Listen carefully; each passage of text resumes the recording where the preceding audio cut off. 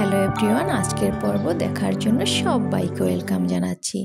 আমাদের আজকের আয়োজনে থাকছে ওভেন ছাড়াই খুব সহজে চুলায় বা ইন্ডাকশনে ফ্রাই প্যানে করে তৈরি মজার চিকেন পিৎজার রেসিপি।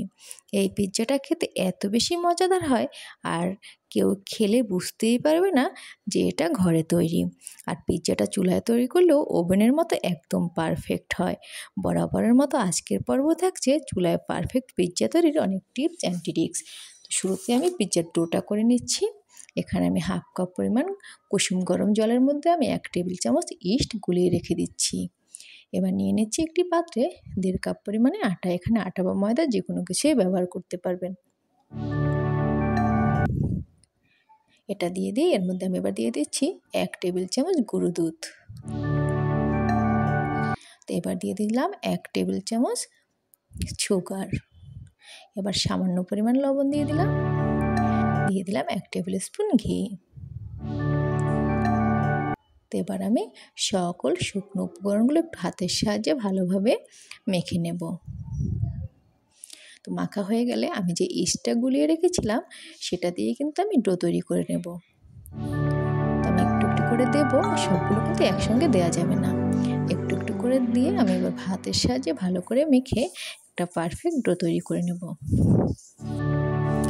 এবার কিন্তু এটা ভালোভাবে হাতের সাহায্যে মেখে নিতে হবে। 5 থেকে 6 মিনিট ভালোভাবে মেখে নিলে এটা কিন্তু একদম সফট একটি ডো হয়ে যাবে। এবার আমি হাতে সামান্য একটু ঘি লাগিয়ে ডোটার উপরে একটু লাগিয়ে দিলাম। এবার আমি ডোটাকে ঢাকনা দিয়ে খুব ভালোভাবে ঢেকে রেখে দিয়েছিলাম 2 ঘন্টা। আপনারা চাইলে মিনিমাম 1 ঘন্টা রাখলেও হবে। এবার আমি ডোটাকে রেখে দেবো সাইড করে। এবার আমি চিকেনে যে পিৎজাটা দেবো এটাকে আমি একটু রেডি করে নেব। তো এবার আমি চুলাটাকে অন করে দিলাম। তো আমি যেহেতু পুরো প্রসেসটা শুরু থেকে শেষ পর্যন্ত দেখিয়েছি তাই কিন্তু আমার ভিডিওটা একটু লং, আপনারা একটু ধৈর্য সহকারে দেখবেন। এবার প্যানটা গরম হয়ে গেলে এর মধ্যে আমি দিয়ে দিলাম সর্ষের তেল। সর্ষের তেলের মধ্যে দিয়ে আমি এর মধ্যে দিয়ে দিলাম একদম ছোটো ছোটো করে কেটে রাখা চিকেনগুলো। আমি কিন্তু হাড়ের চিকেনগুলো ব্যবহার করিনি। এবার দিয়ে দিলাম 1 চা চামচ রসুন প্লাস আদা বাটা। এবার দিয়ে দিলাম স্বাদ মতো লবণ। দিয়ে দিলাম আমি 2 চা চামচ লাল লঙ্কার গুঁড়ো। এটা দিয়ে এবার আমি ভালোভাবে আস্তে আস্তে এটাকে মিডিয়াম আঁচে নেড়ে চেড়ে ভেজে নেব। এবার দিয়ে দিলাম আমি 1 টেবিল স্পুন সয়া সস। তো এখানে কিন্তু অবশ্যই সয়া সসটা ব্যবহার করবেন। তো এটা আমি দিয়ে আমার যেহেতু চিকেনের পিসগুলো একদম ছোটো ছোটো ছিল তো খুব সিদ্ধতে কিন্তু খুব বেশি সময় লাগবে না। 5 মিনিটের মধ্যে এটা কিন্তু পুরোপুরি সিদ্ধ হয়ে যাবে। আর আপনাদের চিকেনের সাইজ অনুসারে আপনারা একটু ভেজে নেবেন। তো এটাকে এবার আমি ভালোভাবে ভেজে নেব। দেখতে পাচ্ছেন এটা কিন্তু কালারটা অলরেডি চেঞ্জ হয়ে গেছে। তার মানে দেখেই বুঝতে পারছেন এটা কিন্তু অলরেডি 80% কুক হয়ে গেছে। তারপরে এটাকে আমি ভালোভাবে ভেজে নামিয়ে নেব। তো আমার কিন্তু চিকেন রেডি। এবার আমি চিকেনটাকে নামিয়ে নিচ্ছি। চিকেনটাকে আমি নামিয়ে নিলাম। এবার একটু দেখিয়ে দিলাম চিকেনটা কিন্তু একদম পারফেক্ট কুক হয়ে গেছে। এবার আমি পিৎজাটাকে ডেকোরেশন করার জন্য এখানে নিয়ে নিলাম চিজ, কিছুটা গাজর কুচি, চিকেন, গ্রিন বেল পেপার এবং পেঁয়াজ, নিয়ে নিলাম অরিগানো এবং টমেটো সস। তো আমি কিন্তু একদম ঘরোয়াভাবে বানিয়েছি এবং আমার বাসায় কিন্তু পিৎজা সস ছিল না, তাই আমি টমেটো সসটা একটু বেশি করে দিয়ে দিয়েছি। তো দেখতে পাচ্ছেন আমি 2 ঘন্টা পরে যখন ডোটা খুলেছি এটা কিন্তু ফুলে ডাবল হয়ে গেছে এবং একদম সফট হয়ে গেছে। এবার এটাকে হাতের সাহায্যে ভালোভাবে চেপে চেপে একটু মেখে নিতে হবে একদম সফট করে। তো যখন মাখা হয়ে যাবে তো আমি এরকম একটি রুটির নিয়ে নিয়েছি। তো এটার উপর আমি ডোটা দিয়ে হাতের সাহায্যে একটু চেপে চেপে গোল করে বড় আকার করে নেব। তো এবার আমি ডোটাকে এটার উপর দিয়ে দিচ্ছি।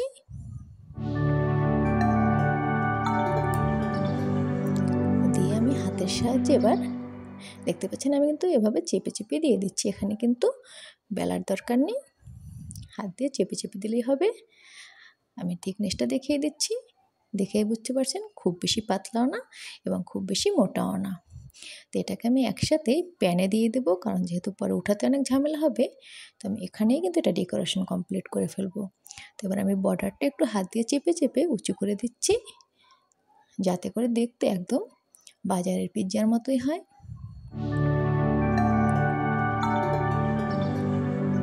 এবার আমি একটি কাঁটা চামচের সাহায্যে সব পুরো পিৎজাটাকে একটু হালকা ফুটো ফুটো করে দেব।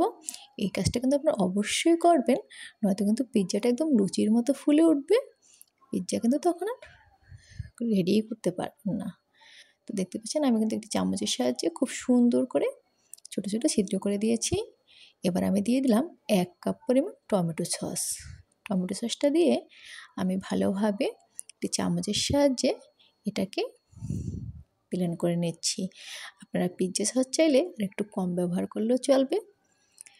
তো আমি টমেটো সসটা দেওয়ার পরে এবার আমি দিয়ে দেবো পিৎজার যে মূল উপকরণ চিজ। তো চিজটা আমি দিয়ে দিচ্ছি। আমি কিন্তু চিজটা অনেকটা বেশি পরিমাণেই ব্যবহার করেছি। তো আমি কিন্তু দোকানের পিৎজার থেকে আমার বাসায় যেহেতু আমি তৈরি করছি, তাই আমি চিজের পরিমাণটা অনেকটাই বেশি দিয়েছি, আপনারা দেখে হয়তো বুঝতেই পারছেন। এবার আমি দিয়ে দেবো উপর থেকে আমার যে ভেজে রাখা চিকেনগুলো, সেটা আমি একটি একটি করে সুন্দরভাবে সাজিয়ে দিচ্ছি, যাতে করে পিৎজাটা দেখতেও সুন্দর লাগে। এবার আমি উপর থেকে দিয়ে দিচ্ছি সামান্য কিছু গাজর কুচি। আপনারা চাইলে কিন্তু এখানে আরও অন্যান্য সবজি ব্যবহার করতে পারেন। তো এবার আমি দিয়ে দিলাম সবুজ ক্যাপসিকাম। তো আমি ক্যাপসিকাম খুব বেশি ব্যবহার করিনি, কারণ আমার ঘরে ক্যাপসিকামটা আমার ছেলেমেয়েরা খুব বেশি পছন্দ করে না, তো আমি একদম কালারের জন্য একদম সামান্য দিয়েছি। এবার দিয়ে দিলাম রিং করে কেটে রাখা পেঁয়াজগুলো। তো এটা দিয়ে দেখতে পাচ্ছেন অলরেডি কিন্তু ডেকোরেশনটা অনেক সুন্দর লাগছে। তো আশা করছি আরও ভালো লাগবে আপনাদের কাছে। তো এবার আমি সবগুলো অনিয়ন এভাবে আস্তে আস্তে করে দিয়ে দিলাম। দিয়ে দেওয়ার পর আমি উপর থেকে কিন্তু আবারও চিজ দিয়ে দিচ্ছি। আমি চিজটা 2 লেয়ারে দিয়েছি, আপনারা চাইলে কিন্তু 1 লেয়ারও দিতে পারেন। তো এবার আমি উপর থেকে দিয়ে দেবো যে পিৎজার মেন উপকরণ অরিগানো। এটা কিন্তু অবশ্যই দিতে হবে যদি দোকানের পিৎজার ফ্লেভার পেতে হয়। তো এবার আমি উপর থেকে কিছুটা পরিমাণ সামান্য অরিগানো ছিটিয়ে দিচ্ছি। এবার কিন্তু আমার পিৎজা ডেকোরেশন কমপ্লিট। এবার জাস্ট কুক করার পালা। তো এবার আমি এটা কড়াই বসিয়ে নিয়েছিলাম। তো কড়াইটা গরম হয়ে গেলে এর মধ্যে আমি পিৎজাটা দিয়ে দিয়েছি। তো দেখতে পাচ্ছেন এখানে কিন্তু পিৎজাটাকে 20 মিনিট রাখতে হবে, এর বেশি রাখার দরকার হবে না। যখন পিৎজাটা হয়ে যাবে তখন আপনি একটা কাঠি দিয়ে একটু দিলে বুঝতে পারবেন যে পিৎজাটা কিন্তু অলরেডি হয়ে গেছে। তো আমি একটু চামচ দিয়ে আবার দেখিয়ে দিচ্ছি, নিচটা একটু দেখিয়ে দিলাম, দেখেই বুঝতে পারছেন যে পিৎজাটা কিন্তু হয়ে গেছে। তো আমি চুলাটা অফ করে ঢাকনা দিয়ে ঢেকে রেখে দেবো আরও 5 থেকে 7 মিনিটের মতো। তো এর মধ্যে কিন্তু পিৎজাটা একদম পুরোপুরি রেডি হয়ে গেছে। এবার আমি পিৎজাটাকে প্যান থেকে নামিয়ে নিচ্ছি। আর নিচটা আপনাদের একটু ভালোভাবে দেখিয়ে দিচ্ছি। আমার পিৎজাটা নিচটা একটু বেশি হয়ে গেছিলো, তো আপনারা 15 মিনিটের মতো একদম লো হিটে রেখে দেবেন।